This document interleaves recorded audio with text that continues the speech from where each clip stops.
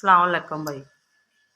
ਬਈ ਮੇਰਾ ਮੀਆਂ ਠੀਕ ਨਹੀਂ ਹੈਗਾ, ਉਹਨਾਂ ਨੇ ਫਾਲਜ ਹੀ ਅਤੇ 6 ਬੱਚੇ ਹੈਗੇ ਨੇ, ਇੱਕ ਬੱਚੀ ਵਿਆਹ ਦਿੱਤੀ ਅਤੇ ਇਹੋ ਹੀ ਕਮਾਉਂਦੇ ਹੈਗੇ ਸੀ ਅਤੇ ਇਹ ਮੰਜੀ 'ਤੇ ਪੈ ਗਏ ਹੈਗੇ ਨੇ। ਅਤੇ ਹੁਣ ਨਾਲ 6 ਮੇਰੇ ਧੀਆਂ 6 ਕੁੜੀਆਂ ਹੈਗੀਆਂ ਬਈ ਮੇਰੀਆਂ, ਅਤੇ ਇੱਕ ਕੁੜੀ ਵਿਆਹ ਦਿੱਤੀ, ਉਹ ਵੀ ਬਈ ਕਰਜ਼ਾ ਸਿਰ 'ਤੇ ਹੈਗਾ, ਫੜ ਫੜਾ ਕੇ ਵੱਡੀ ਕੁੜੀ ਵਿਆਹੀ ਹੈਗੀ, ਅਤੇ 5 ਬੱਚੀਆਂ ਵਾਲੇ ਵਿਆਹਣ ਵਾਲੇ ਬੈਠੀਆਂ ਹੀ ਹੈ।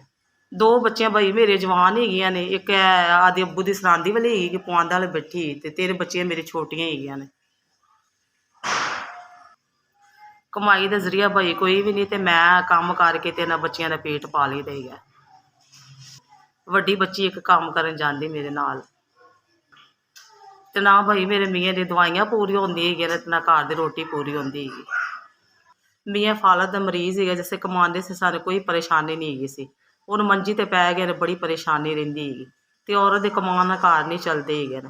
ਬਿਮਾਰ ਹੀ ਗਿਆ, ਅਤੇ ਸਾਡੇ ਘਰ ਦੇ ਹਾਲਾਤ ਇਸ ਤਰ੍ਹਾਂ ਦੇ ਹੈਗੇ ਨੇ, ਕਿਸੇ ਟਾਈਮ ਖਾਣ ਨੂੰ ਹੁੰਦਾ, ਕਿਸੇ ਟਾਈਮ ਨਹੀਂ ਹੁੰਦਾ ਖਾਣ ਨੂੰ। ਵਾਲੇਕੁਮ ਜੀ। ਖੱਬੇ ਪਾਸ ਫਾਲਜ ਪਿਆ ਤੇ ਨਾ ਚੱਲਣ ਤੋਂ ਵੀ ਫਿਰਨ ਤੋਂ ਵੀ ਆਵਾਜ਼ ਆ ਰਹੀ ਗਾ।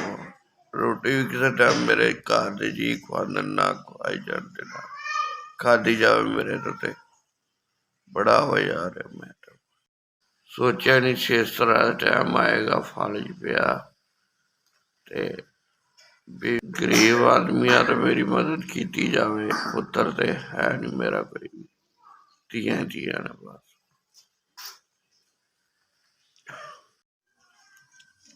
ਅੱਲਾਹ ਪਾਕ ਤੁਹਾਨੂੰ ਤੰਦਰੁਸਤੀ ਦੇ, ਤੁਸੀਂ ਸਾਡੀ 5000 ਦੀ ਮਦਦ ਕੀਤੀ। ਅੱਲਾਹ ਪਾਕ ਤੁਹਾਨੂੰ ਖੁਸ਼ੀਆਂ ਦੇ, ਅਤੇ ਰੱਬ ਤੁਹਾਨੂੰ ਜ਼ਿਆਦਾ ਦੇ। ਅੱਲਾਹ ਪਾਕ ਤੁਹਾਡੇ ਦਾਇਰੇ ਨੂੰ ਵਸਦੀਆਂ ਅਤੇ ਚਲਦਿਆਂ ਰੱਖੇ ਰੱਬ।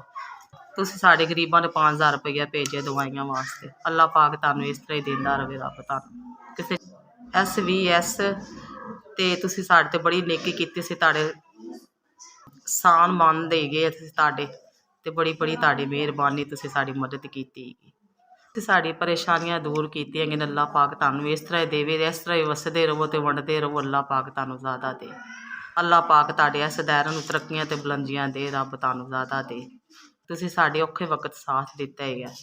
5000 ਦੀ ਤੁਸੀਂ ਸਾਡੀ ਮਦਦ ਕੀਤੀ। SVS ਤੁਹਾਡੀ ਬੜੀ ਮਿਹਰਬਾਨੀ, ਤੁਸੀਂ ਸਾਡੀ ਮਦਦ ਕੀਤੀ, ਬੜੀ ਤੁਹਾਡੀ ਮਿਹਰਬਾਨੀ।